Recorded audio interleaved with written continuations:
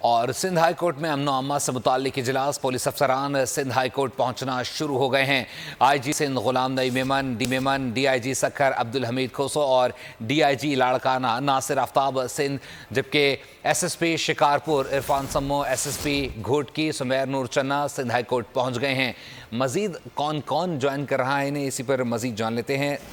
नुमाइंदा हमें ज्वाइन करेंगे और अपडेट करेंगे। आपको बताते चलें कि सिंध में अमन अमान की सूरत हाल से मुतालिक सिंध हाई कोर्ट में अहम इजलास हो रहा है और इस पर सिंध भर के तमाम आला पुलिस क़यादत पहुंचना शुरू हो गई है और IG सिंध गुलाम नई मेमन भी पहुंच चुके हैं। साथ ही साथ DIG सखर अब्दुल हमीद खोसो और DIG लाड़काना नासिर आफ्ताब भी पहुंच चुके हैं। मजीद जान लेते हैं अब्दुल हसीब से। अब्दुल हसीब, बताइएगा।